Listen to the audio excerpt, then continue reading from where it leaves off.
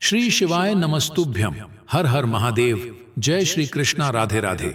दोस्तों, एक बार फिर से आपका स्वागत है जीत साधना यूट्यूब चैनल में। दोस्तों, वैसे तो प्रत्येक माह में एक शिवरात्रि होती है, परंतु फाल्गुन माह की कृष्ण चतुर्दशी को आने वाली इस शिवरात्रि का अत्यंत महत्व है, इसलिए इसे महाशिवरात्रि कहा जाता है।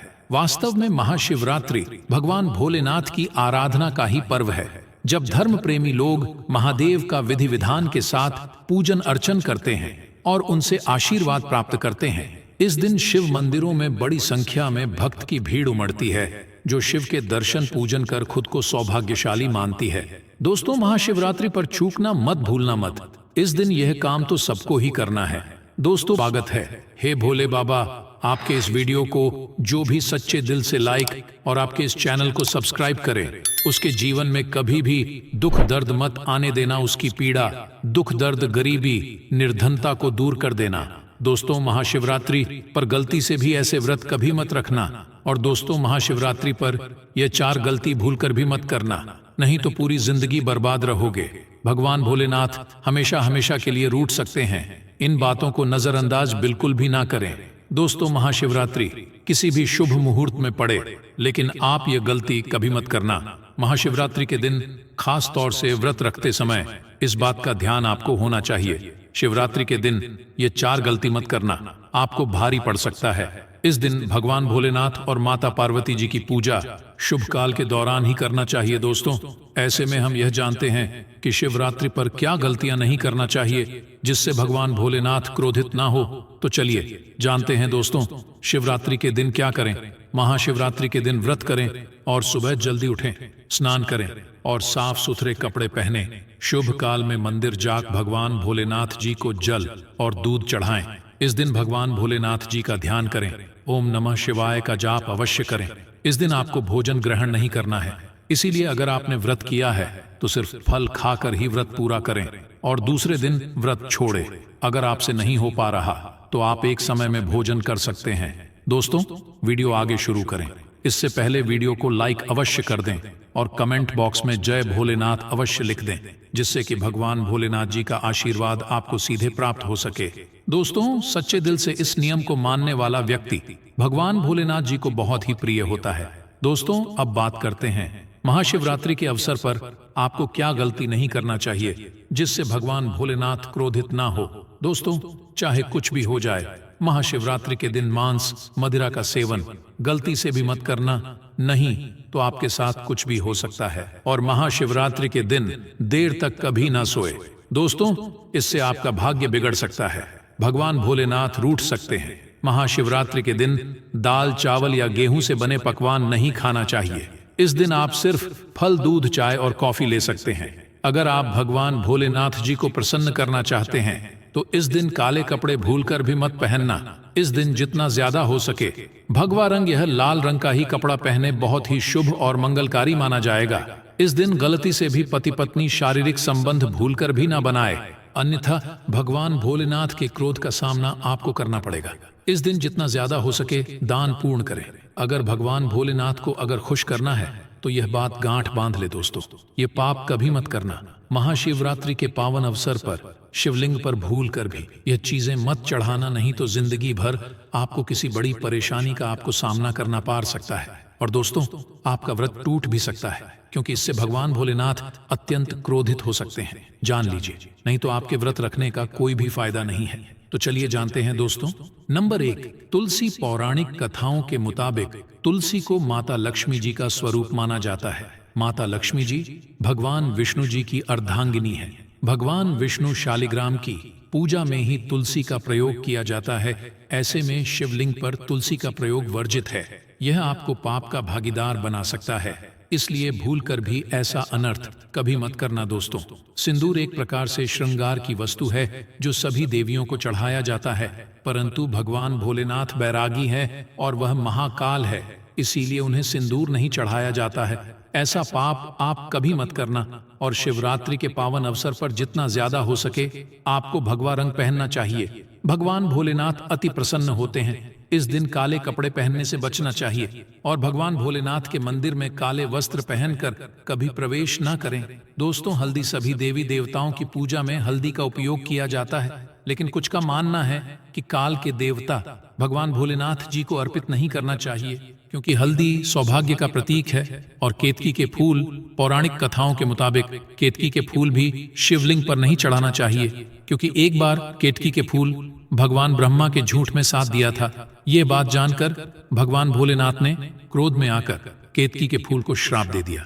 इसीलिए यह गलती भूलकर भी आप ना करें दोस्तों। नंबर 6, नारियल पानी। एक पौराणिक मान्यताओं के अनुसार ऐसा कहा जाता है कि शिवलिंग पर नारियल पानी नहीं चढ़ाना चाहिए, क्योंकि यह शुभ नहीं माना जाता है। इसीलिए इस बात का विशेषकर आप ध्यान रखें। नंबर 7, शंख। दोस्तों, भगवान भोलेनाथ ने शंखचूड़ नाम के असुर का वध किया था। शंख को उसी असुर का प्रतीक माना जाता है जो भगवान विष्णु का भक्त था। इसीलिए विष्णु भगवान की पूजा शंख से होती है, शिव की नहीं प्रिय। भक्तों, इस बात का विशेष ध्यान रखें। नंबर 7, शंख। दोस्तों, भगवान भोलेनाथ ने शंखचूड़ नाम के असुर का वध किया था। शंख को उसी असुर का प्रतीक माना जाता है जो भगवान विष्णु का भक्त था। इसीलिए विष्णु भगवान की पूजा शंख से होती है, शिव की नहीं प्रिय। भक्तों, इस बात का विशेष का ध्यान रखें। नंबर 8, तिल। यह भगवान विष्णु के मैल से उत्पन्न हुआ था, इसीलिए इसे भगवान भोलेनाथ था को नहीं अर्पित किया जाना चाहिए दोस्तों। नंबर 9, टूटे हुए चावल। भगवान भोलेनाथ को अक्षत यानी साबुत चावल अर्पित किए जाने के बारे में शास्त्रों में लिखा है। टूटा हुआ चावल अपूर्ण और अशुद्ध होता है, इसीलिए यह भगवान भोलेनाथ को नहीं चढ़ता। आप ऐसा अनर्थ ना करना। चावल चढ़ाने से पहले ध्यान से देख लें, कहीं चावल टूटा हुआ ना हो, खास तौर से शिवरात्रि पर। यह चीजें भगवान भोलेनाथ को चढ़ाने से भी व्यक्ति का भाग्य चमक उठता है। भगवान भोलेनाथ अति प्रसन्न तो चलिए जानते हैं दोस्तों।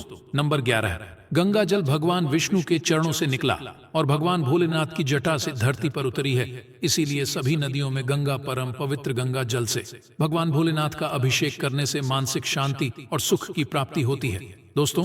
नंबर 13, 3 पत्तों वाला बेलपत्र।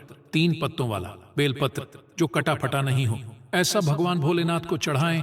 3 पत्तों वाला बेलपत्र त्रिदेव ब्रह्मा विष्णु महेश का प्रतीक माना जाता है। शिवरात्रि के अवसर पर बेलपत्र अर्पित करने से शिवलोक की प्राप्ति होती है, ऐसा पुराणों में बताया गया है दोस्तों।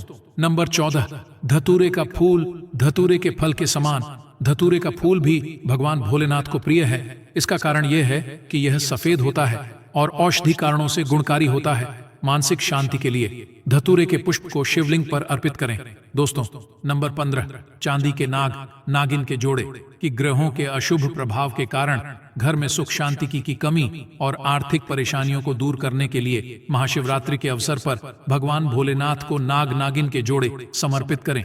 इससे काल सर्प और नाग दोष समाप्त होता है दोस्तों। नंबर 16, धतूरा। भांग की तरह धतूरा भी एक जड़ी बूटी है। भगवान भोलेनाथ के सिर पर क्रोध और विश्व के प्रभाव को दूर करने के लिए धतूरे का प्रयोग भी किया गया था, इसीलिए भगवान भोलेनाथ को धतूरा भी प्रिय है। महाशिवरात्रि के अवसर पर शिवलिंग पर धतूरा अर्पित करें, इससे शत्रु का भय दूर होता है, साथ ही धन संबंधी मामलों में उन्नति होती है दोस्तों। नंबर 17, भगवान भोलेनाथ ने हलाहल विषपान किया। इस बीज के उपचार के लिए कई तरह की जड़ी बूटियों का प्रयोग देवताओं ने किया, उसमें से एक भांग है।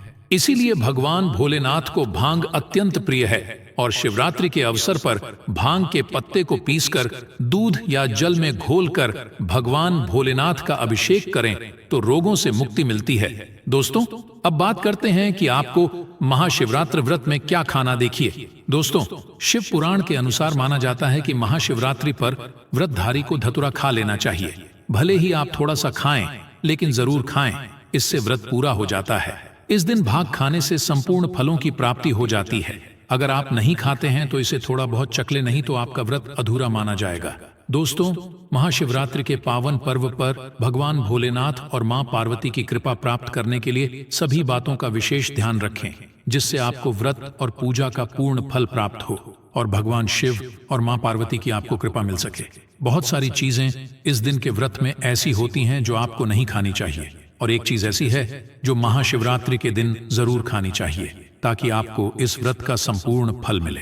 महाशिवरात्रि के दिन बहुत सारे लोग व्रत रखते हैं, एक उपवास रखकर बहुत सारे लोग सात्विक भोजन करते हैं। महाशिवरात्रि का व्रत अगर आप रखते हैं तो ध्यान रखें, शरीर में पानी की कमी ना हो, इसके लिए अनार या संतरे के जूस का सेवन कर सकते हैं। लेकिन दोस्तों, गन्ने का जूस मत पीजिए। महाशिवरात्रि के दिन फलाहार में सेब, संतरा, पपीता, केला, खीरा खा सकते हैं।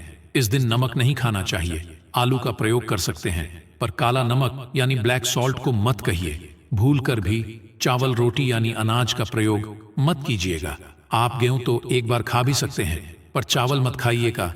इस बात का ध्यान रखें। दही भी खा सकते हैं, कोई दिक्कत नहीं है। मूंगफली या मखाने को घी में फ्राई करके भी खा सकते हैं। मीठी चीजों का सेवन आप जरूर करें।